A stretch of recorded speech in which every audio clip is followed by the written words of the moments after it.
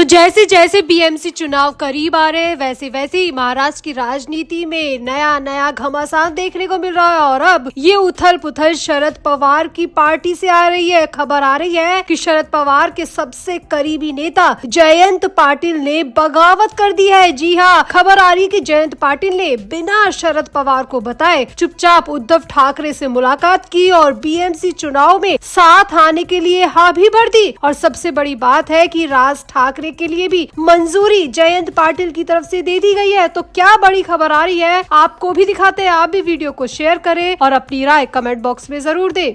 तो मातोश्री में लगातार मीटिंग्स पर मीटिंग चल रही है और एक मीटिंग की जो खबर निकल कर आ रही है वो उद्धव ठाकरे के लिए तो बहुत अच्छी खबर है, लेकिन शरद पवार के लिए बहुत झटके भरी खबर है। क्योंकि यहाँ पर खबर आ रही है कि शरद पवार गुट के नेता या यूं कहे शरद पवार के सबसे करीबी नेता जयंत पाटिल ने सीक्रेट तरीके से उद्धव ठाकरे से मातोश्री में जाके मुलाकात की है और 1.5 से 2 घंटे तक दोनों के बीच में चर्चा हुई है। अब जयंत पाटिल और उद्धव ठाकरे की इस मुलाकात के पीछे कई मायने हैं, लेकिन सबसे बड़ा झटका शरद पवार के लिए दिख रहा है। क्योंकि शरद पवार की पार्टी में पहले भी बगावत हो चुकी है। अजित पवार अपने विधायकों को लेकर चले गए थे और अब दोबारा जयंत पाटिल के रूप में बगावत सामने आ रही है। क्या जयंत पाटिल शरद पवार और सुप्रिया सुले को बताए बगैर उद्धव ठाकरे से मिले हैं? ये सबसे बड़ी खबर यहाँ पर आ रही है। तो पहले क्या मुलाकात हुई आपको वो बताते हैं। तो शरद पवार गुट के नेता जयंत पाटिल ने उद्धव ठाकरे से बीएमसी चुनाव में गठबंधन को लेकर 1.5 से 2 घंटे तक मातोश्री में चर्चा की। उद्धव ठाकरे से मुलाकात के बाद जयंत पाटिल ने कहा कि हम मुंबई में शिवसेना यूबीटी और एमएनएस यानी कि राज ठाकरे की पार्टी के साथ चुनाव लड़ना चाहते हैं। जयंत पाटिल ने कहा कि चर्चा बहुत सकारात्मक हुई है, हमारी कांग्रेस से भी चर्चा चल रही है और हम जल्द फैसला करेंगे कि किसके साथ चुनाव लड़े, लेकिन हमारी कोशिश है कि मुंबई में एमवीए साथ रही तो बीजेपी को टक्कर दे सकते हैं। जयंत पाटिल ने आगे कहा कि पुणे और पिंपरी चिंचवाड़ में हम अजित पवार की एनसीपी के साथ चुनाव लड़ना चाहते हैं। हमारे नेताओं की बातचीत शुरू है, लोकल कार्यकर्ताओं की भी इच्छा है कि दोनों साथ लड़े, लेकिन बाकी जगह पर हमारी प्राथमिकता एमवीए के साथी दलों के साथ ही रहेगी। यानी कि जयंत पाटिल ने यहाँ पर साफ साफ कह दिया है कि वो उद्धव ठाकरे और राज ठाकरे के साथ गठबंधन को तैयार है। वहीं पुणे और पिंपरी चिंचवाड़ में वो अजित पवार के साथ गठबंधन करना चाहते हैं। और तीसरी बात जो यहाँ पर जयंत पाटिल ने कही वो ये है कि कांग्रेस से भी उनकी बातचीत चल रही है और कांग्रेस राज ठाकरे, उद्धव ठाकरे और जयंत पाटिल मिलकर बीजेपी को कड़ी टक्कर देना चाहते हैं। अब यहाँ पर बात सिर्फ बीजेपी को टक्कर देने की है या इससे कहीं ज्यादा, क्योंकि अब शरद पवार की उम्र हो चली है। अजित पवार पहले ही अपनी अलग पार्टी बना चुके हैं और सुप्रिया सुले भी केंद्र की राजनीति में ज्यादा फोकस करती है। तो अब हो सकता है कि शरद पवार के पीछे की विरासत को हासिल करने के लिए जयंत पाटिल खुद शरद पवार लेवल के फैसले ले रहे हैं। इसीलिए बिना शरद पवार को बताए वो उद्धव ठाकरे से मीटिंग करने चले गए और राज ठाकरे के नाम पर भी हामी भर कर आ गए। और ये खबर वाकई में शरद पवार के लिए किसी झटके से कम नहीं है, क्योंकि शरद पवार को यहाँ पर भनक भी नहीं लगी और जयंत पाटिल ने सारे फैसले अकेले ही ले लिए। अब उद्धव ठाकरे के लिए तो ये अच्छी खबर है, अगर जयंत पाटिल यानी कि शरद पवार की पार्टी उनके साथ आती है तो उद्धव ठाकरे की ताकत वाकई में 4 गुना ज्यादा बढ़ जाएगी। लेकिन ये खबर शरद पवार के लिए और उनकी पार्टी के लिए सही नहीं दिख रही। बगावत के सुर यहाँ पर साफ साफ दिख रहे हैं, विरासत की लड़ाई यहाँ पर साफ साफ दिख रही है। अजित पवार भी इसी वजह से नाराज होकर गए थे और अब जयंत पाटिल की बगावत भी ये साफ बता रही है कि उनकी नजर कहीं न कहीं शरद पवार की विरासत पर है। ऐसा राजनीतिक जानकारों का कहना है कि जयंत पाटिल जो अचानक मुखर हुए हैं उसके पीछे की वजह शायद यही हो सकती है, विरासत का उत्तराधिकारी बनने की उनकी अंदर की मंशा हो सकती है। तो फिलहाल तो जयंत पाटिल ने उद्धव ठाकरे से मुलाकात की है, इस मुलाकात को पॉजिटिव बताया है और पुणे, पिंपरी और चिंचवाड़ को छोड़कर बाकी जगह पर उद्धव ठाकरे यानी कि महाविकास अघाड़ी के साथ चुनाव लड़ने की अपनी इच्छा जाहिर की है। तो आपको क्या लगता है जयंत पाटिल के मन में क्या है? क्या वो वाकई में सिर्फ बीजेपी को टक्कर देना चाहते हैं या फिर शरद पवार के भविष्य के रूप में वो खुद को देख रहे हैं? आपका क्या कहना है? आप भी अपनी राय कमेंट बॉक्स में जरूर दें और वीडियो को भी शेयर करें।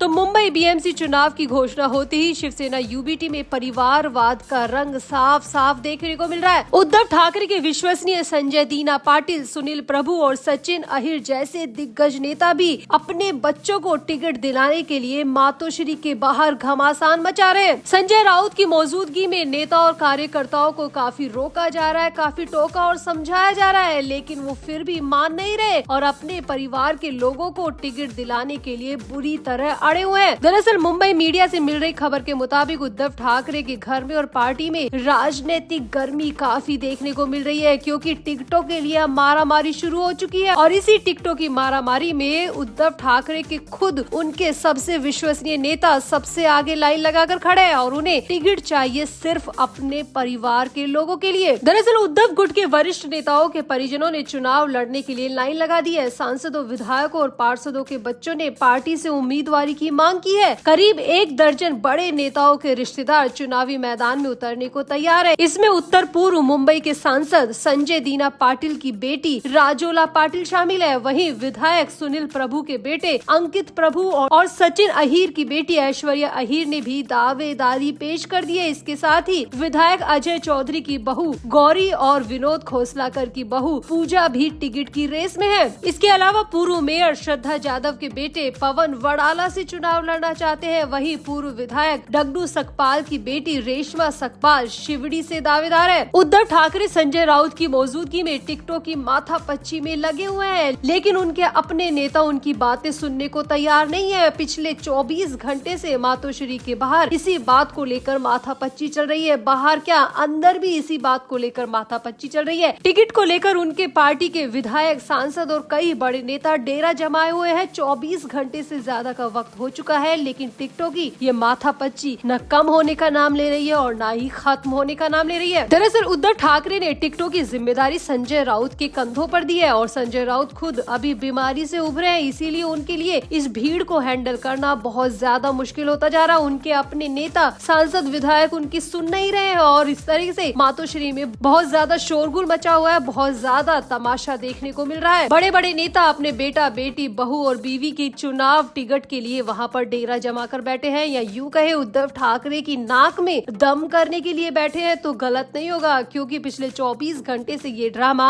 लगातार मातोश्री के अंदर और बाहर साफ साफ दिखाई दे रहा है। अब राजनीतिक जानकारों का मानना है कि बीएमसी चुनाव तकरीबन 8 साल बाद हो रहे हैं। ऐसे में दिग्गज नेता अपनी राजनीतिक विरासत को महफूज रखना चाहते हैं और इसीलिए वो अपनों को टिकट दिलाने की होड़ में लगे हुए हैं। ये 2029 के विधानसभा चुनावों के लिए जमीन तैयार करने की सोची समझी रणनीति भी हो सकती है। यदि ये युवा अभी जीतते हैं तो उन्हें भविष्य में बड़े पदों के लिए प्रोजेक्ट किया जाएगा। शिवसेना यूबीटी इस बार 145 से 150 सीटों पर चुनाव लड़ सकती है। वहीं उद्धव ठाकरे के भाई राज ठाकरे की पार्टी को 65 से 70 सीटें मिलने की संभावना है। लेकिन अब उद्धव ठाकरे के लिए सबसे बड़ी मुसीबत सीटों को लेकर अपने भाई से लड़ना नहीं, बल्कि अपनी ही पार्टी के नेताओं, विधायकों, सांसदों, पूर्व मेयरों से लड़ना है, क्योंकि वो खुद अपने अपनों को टिकट दिलाना चाहते हैं और उद्धव ठाकरे के लिए यही बात गले की फांस बन चुकी है, क्योंकि विधायकों के या सांसदों के बेटे बहू को टिकट देना उद्धव ठाकरे के लिए गले की फांस इसलिए है क्योंकि और भी नेता और भी लोग सालों से टिकट का इंतजार कर रहे हैं, सालों से काम कर रहे हैं पार्टी के लिए, वो भी टिकट का ही इंतजार कर रहे हैं। ऐसे में अगर बड़े नेताओं के परिवार वालों को टिकट दिया जाएगा तो उद्धव ठाकरे की पार्टी में और भी ज्यादा घमासान मच सकता है और भी ज्यादा बगावत हो सकती है। इसीलिए उद्धव ठाकरे के लिए टिकट बंटवारा सबसे मुश्किल काम अभी नजर आ रहा है। तो आपका उद्धव ठाकरे की पार्टी में जो ये सब कुछ चल रहा है उस पर क्या कहना है? क्या टिकट के लिए वाकई में नेता उद्धव ठाकरे की नाक में दम करने लगे हैं? आपको क्या लगता है? आप भी अपनी राय कमेंट बॉक्स में जरूर दें और वीडियो को भी शेयर करें।